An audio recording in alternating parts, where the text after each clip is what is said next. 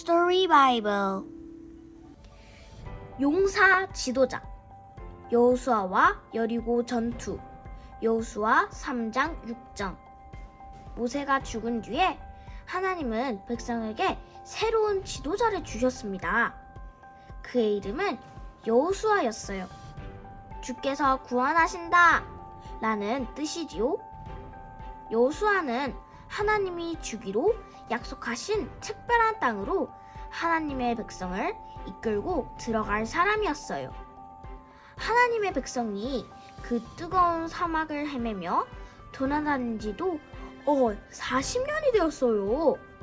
모래와 모든 누런색, 천막과 걷기, 더위에 백성이 얼마나 힘들었는지 알만하지요.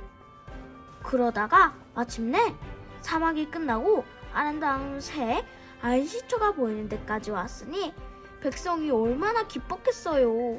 시원하고 멋진 초록색 들판이 그들 바로 앞에 쫙 펼쳐져 있었어요. 그런데 딱 한 가지 문제가 있었어요. 여리고예요. 여리고는 아주 오래된 도시였는데 보통 도시가 아니었어요. 요새였어요. 아무도 그 땅에 들어가지 못하게 만든 요새지였지요. 사람들은 여리고를 바라보았어요. 굉장히 크고 무서운 성벽으로 빙 둘러있는 곳을 보았어요. 하늘 높이 우뚝 솟은 성루를 보았어요. 굳게 닫혀있는 무거운 철문도 보았어요. 그리고 서로 쳐다보았어요. 이제 그들은 어찌해야 할까요? 아무도 몰랐어요. 하지만 하나님은 아셨어요. 하나님은 여호수아에게 어떻게 할지를 알려주셨어요. 그런데 여호수아는 틀림없이 깜짝 놀랄 것입니다. 곧 보겠지만 그것은 정말 이상한 전투 계획이었거든요. 하나님은 백성에게 또 약속을 하셨어요. 내가 언제나 너희와 함께 있겠다. 절대로 너희를 떠나지 않겠다. 내가 하라는 대로만 하면 너희의 삶은 새 땅에서 행복할 것이고 모든 일이 다 잘 될 것이다. 그래서 여호수아는 군대를 모았습니다. 그들에겐 칼과 창과 방패가 있었어요. 싸울 준비가 되어 있었지요. 하지만 하나님의 계획은 싸우는 것이 아니었어요. 하나님의 말씀을 믿고 그 말씀대로 하는 것이었어요. 여호수아는 군대는 행진하고 또 행진하여 도시를 빙 돌았습니다. 날마다 똑같이 그렇게 했지요. 저들은 너무 겁이 나서 싸우지 못하는 거다. 여리고 성 안의 사람들이 말했어요. 하지만 그것은 틀린 말이었어요. 하나님의 백성은 겁이 난 것이 아니라 기다리고 있었던 것입니다. 그 다음에 어떻게 해야 할지 하나님이 일러주시기를 기다리고 있었던 것이지요. 7째 날에 하나님은 백성에게 말씀하시기를 그 도시를 행진하여 돌되 한 번만 아니라 7바퀴를 돌라고 하셨어요. 그런 다음에 모두 사람이 최대한 시끄럽게 소리를 지르라고 하셨어요. 혹시 시끄럽게 소리를 질러본 적 있나요? 그 소리에다가